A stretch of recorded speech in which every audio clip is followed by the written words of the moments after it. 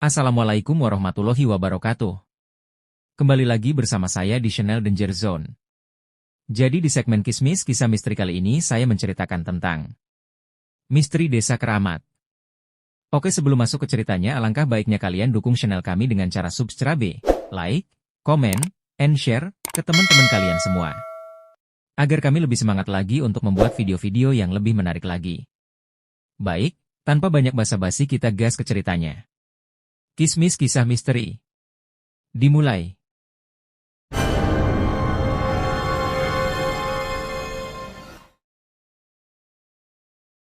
Waktu itu kami sedang ada penelitian di suatu desa. Kelompok kami terdiri dari 9 orang, 4 cowok dan 5 cewek. Kami ditempatkan serumah di rumah Pak Kepala Desa di sana. Di antara kami itu ada seseorang yang bisa merasakan keberadaan makhluk halus. Dia adalah tunanganku, sebut saja namanya Wulan. Suatu hari, entah mengapa dia merasa gelisah tak menentu. Saat kutanya, dia bilang kalau ada makhluk halus terkutuk yang selalu membayangi kemanapun kami pergi. Tak lama setelah dia bicara seperti itu, salah satu teman kami kesurupan. Mungkin tidak cukup hanya dengan mengganggu satu orang saja. Mereka juga seringkali melakukan teror menyeramkan ke teman-temanku yang lain. Singkat cerita, kami lalu membawa teman kami yang kesurupan tadi ke tempat orang pintar yang ada di desa itu untuk diobati. Dia bilang kalau di desa ini memang banyak makhluk halus yang berkeliaran. Dulu desa ini adalah pelarian bagi gerilya, banyak orang mati di daerah ini.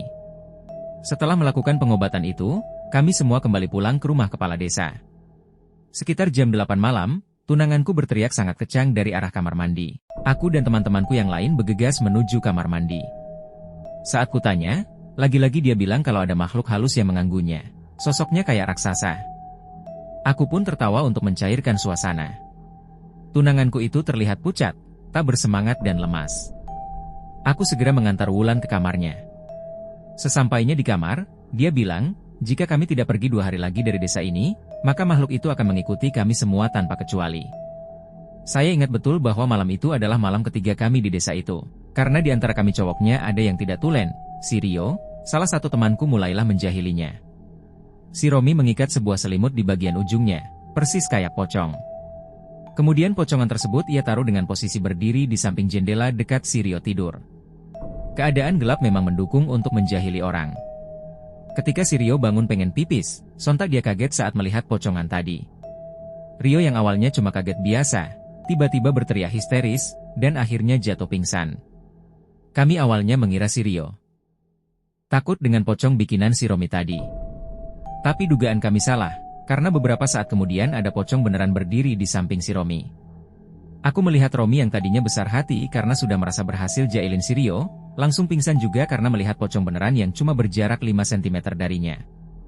Pagi harinya, kami langsung minta sisi kepada dosen pembimbing untuk membatalkan penelitian di desa ini. Hari berlalu dengan cepatnya ketika sore itu kami para cowok pergi lagi ke tempat orang pintar yang ada di desa ini. Di tengah perjalanan, tiba-tiba si Romi bilang, pada nyium bau wangi gak? Spontan teman-teman yang ada di situ pada memonyongkan mulutnya sambil penasaran mengendus-endus bau yang ada. Benar juga sih, saat itu memang santer tercium bau wangi mirip-mirip pandan. Sadar bahwa bau pandan itu mungkin berasal dari bawah jembatan yang kami lalui, salah satu temanku si Mamat, dengan rasa sok pemberani pergi melihat ke bawah jembatan. Anehnya, pas Mamat kembali ke atas, dia tampak gembira dan lalu pergi ke ujung jembatan. Entah respon apa yang ada di diriku hingga aku menyusul dan mengikuti si Mamat. Tiba-tiba dia memanjat pagar jembatan dan hendak melompat. Refleks aku menariknya kembali turun dari atas pagar jembatan itu. Mamat pun selamat. Malam mulai datang, waktu sholat Isya pun masuk. Aku dan si Romi berhenti dulu di musyalah.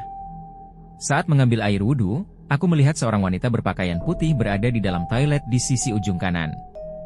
Aku berlagak berani dan memegang prinsip, beda dunia beda kepentingan dan tidak saling mengganggu.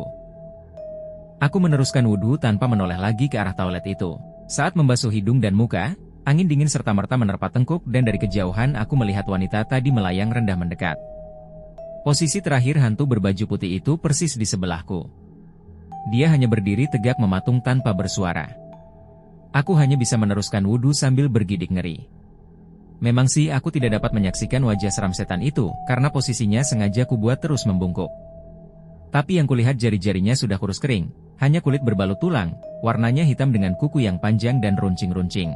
Aku tetap saja terusin wudhu, sambil terus membungkuk biar tidak melihat wajahnya.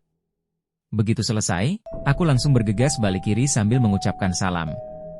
Setelah selesai sholat, kami melanjutkan perjalanan ke rumah orang pintar itu. Sesampainya di sana, kami langsung dijamu oleh siluman berwujud harimau. Untung saja orang pintar itu keluar dan sudah tahu apa tujuan kami ke sana. Tak berlama-lama kami pun pulang ke rumah Pak Kepala Desa lagi. Sampai di sana, kami melakukan ritual agar kami tidak diikuti sampai ke rumah masing-masing.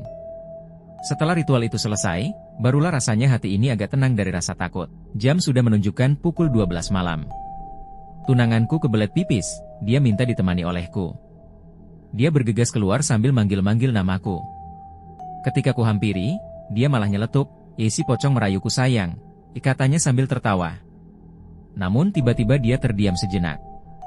Pas kutanya ada apa, dia bilang kalau pocong itu minta tolong untuk melepaskan tali pocongnya sebelum kami pergi dari desa itu. Keesokan harinya, amanat yang disampaikan pocong itu kami lakukan. Kami menggali sebuah kuburan sesuai petunjuk si pocong. Kuburan itu telah rata dengan tanah, dan mungkin orang tidak tahu kalau di sana ada kuburan. Setelah semuanya selesai, kami menghimbau para warga desa bahwa di tempat itu ada kuburan. Akhirnya, siang harinya aku dan teman-temanku semua pergi dari desa keramat itu.